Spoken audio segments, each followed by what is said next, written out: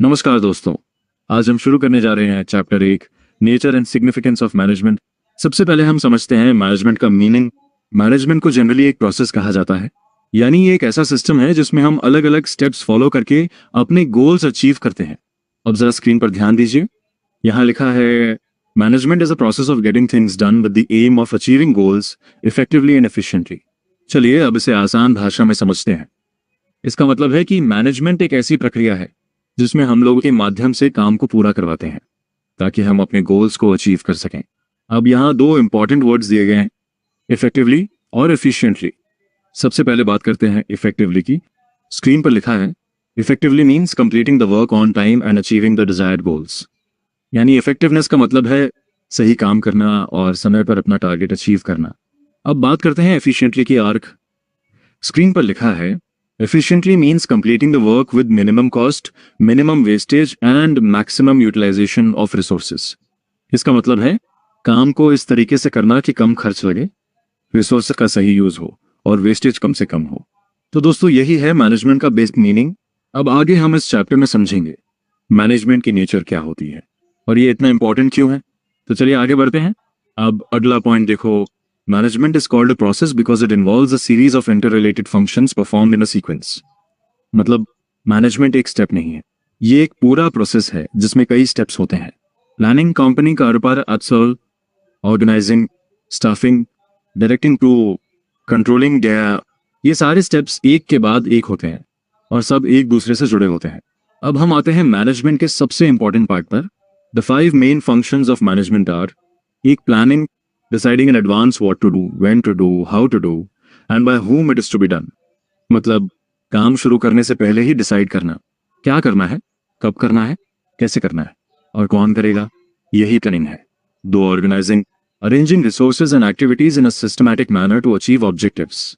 अब प्लानिंग के बाद काम को प्रॉपरली अरेंज करना पड़ता है, रिसोर्सेज को सेट करना, लोगों को काम देना, सब कुछ सिस्टमैटिक तरीके से करना, इसे ऑर्गेनाइजिंग कहते हैं।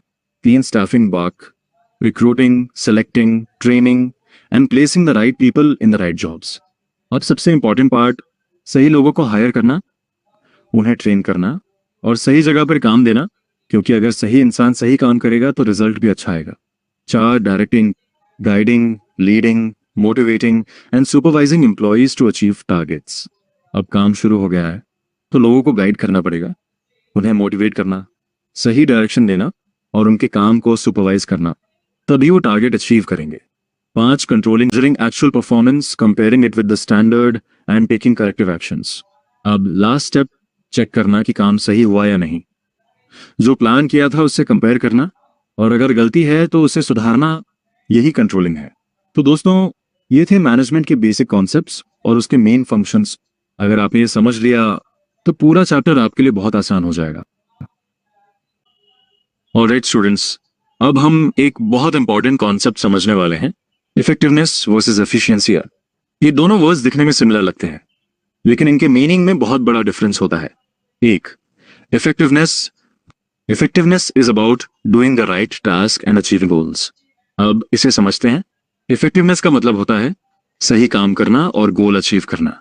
अगर आपने वो काम किया जो जरूरी था और आपने अपना टारगेट अचीव कर लिया तो आप इफेक्टिव हैं। Completing the task on time and achieving the desired goal, मतलब काम टाइम पर पूरा होना चाहिए और जो गोल सेट किया गया था वो अचीव होना चाहिए। Doing the right tasks to achieve objectives, यानी फोकस इस बात पर है कि आप सही काम कर रहे हो या नहीं। मान लो आपको एग्जाम में 90 मार्क्स लाने हैं, आपने पूरा सिलेबस पढ़ लिया और 90+ मार्क्स ले आए, तो आप इफेक्टिव हो। 2, efficiency is about doing the task with minimum cost and resources.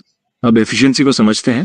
Efficiency का मतलब होता है काम को सही तरीके से करना लेकिन कम रिसोर्सेज में, completing the task correctly with minimum cost. काम सही होना चाहिए लेकिन कम टाइम, कम मनी और कम रिसोर्सेज में, doing the task in the right way using fewer resources. यानी फोकस इस बात पर है कि काम कैसे किया जा रहा है। मान लो 2 स्टूडेंट्स हैं, पहला स्टूडेंट 10 घंटे पढ़कर 90 मार्क्स लाता है, दूसरा स्टूडेंट 5 घंटे स्मार्ट स्टडी करके 90 मार्क्स लाता है। दोनों इफेक्टिव हैं लेकिन दूसरा स्टूडेंट ज्यादा एफिशिएंट है। A good manager aims to balance both effectiveness and efficiency. एक अच्छा मैनेजर सिर्फ गोल अचीव नहीं करता बल्कि उसे स्मार्ट तरीके से अचीव करता है। तो स्टूडेंट्स याद रखो, effectiveness equals doing the right thing, efficiency equals doing things in the right way, और एक सक्सेसफुल मैनेजर वही होता है जो इन दोनों के बीच सही बैलेंस बनाए रखे।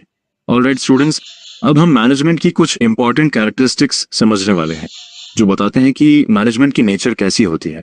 एक, goal oriented process. Management is a goal oriented process. अब इसे समझते हैं। मैनेजमेंट हमेशा स्पेसिफिक गोल्स को अचीव करने के लिए किया जाता है, मतलब कोई भी काम बिना गोल के नहीं होता। आगे लिखा है, all managerial activities are directed towards the accomplishment of predetermined goals, मतलब planning, organising, staffing, directing, controlling, ये सब एक्टिविटीज एक ही दिशा में काम करती हैं। गोल अचीव करने के लिए जब भी कोई मैनेजर प्लानिंग करता है, ऑर्गेनाइजिंग करता है या एम्प्लॉयज को गाइड करता है, तो उसका फाइनल एम होता है गोल अचीव करना। मान लो एक कंपनी का गोल है सेल्स को 20% बढ़ाना, तो पूरी मैनेजमेंट टीम क्या करेगी? प्लानिंग करेगी, रिसोर्सेज अरेंज करेगी, एम्प्लॉयज को गाइड करेगी ताकि वो टारगेट अचीव हो सके। दो, all pervasive. Management is all pervasive. अब इसका मतलब है मैनेजमेंट हर जगह होता है, हर टाइप की ऑर्गेनाइजेशन में होता है। आगे लिखा है, it is required in all types of organisations, business, school, hospital, government, हर जगह मैनेजमेंट की जरूरत होती है। Applicable at all levels and in all departments, मतलब top level, middle level, lower level, हर लेवल पर मैनेजमेंट होता है। Example, school principal, hospital manager, factory manager, सबको मैनेजमेंट स्किल्स चाहिए। चाहे बिजनेस ऑर्गेनाइजेशन हो, स्कूल हो, हॉस्पिटल हो या गवर्नमेंट ऑफिस, हर जगह मैनेजमेंट की जरूरत होती है। Alright, theme, multi dimensional. Management is multi dimensional. अब ये थोड़ा इंपॉर्टेंट कॉन्सेप्ट है। मैनेजमेंट सिर्फ एक काम नहीं करता, ये कई डायमेंशंस में काम करता है। मतलब मैनेजमेंट सिर्फ एक काम नहीं है, बल्कि इसमें 3 इंपॉर्टेंट पार्ट्स होते हैं। एक, वर्क काम कम मैनेजमेंट इंश्योर करता है कि काम सही तरीके से पूरा हो। 2, पीपल लोग मैनेजमेंट लोगों, एम्प्लॉइज, कस्टमर्स के साथ डील करता है और उनसे काम करवाता है। 3, ऑपरेशंस प्रक्रिया मैनेजमेंट एक्टिविटीज को कोऑर्डिनेट करता है ताकि गुड्स बाय सर्विसेज बन सकें। एग्जाम्पल, फैक्ट्री में काम, प्रोडक्शन, लोग, वर्कर्स, प्रोसेस मशीन्स, तीनों को मैनेज करना पड़ता है। मान लो एक फैक्ट्री है, work gives production target achieve करना, पीपल गिव्स वर्कर्स को मैनेज करना, ऑपरेशंस गिव्स मशीन और प्रोसेस को कंट्रोल करना। ये तीनों मिलकर मैनेजमेंट बनाते हैं। 4, continuous process. Management is a continuous process. अब इसका मतलब है मैनेजमेंट कभी रुकता नहीं है, ये हमेशा चलता रहता है। आगे लिखा है, once objectives are achieved, new goals are set.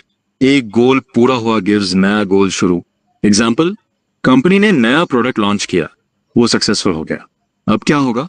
Company next product की प्लानिंग शुरू कर देगी। मतलब मैनेजमेंट कंटिन्यूअसली चलता रहता है।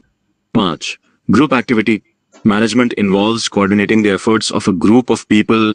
मतलब मैनेजमेंट अकेला इंसान नहीं करता, ये ग्रुप के साथ मिलकर होता है। आगे लिखा है, success depends on team cooperation.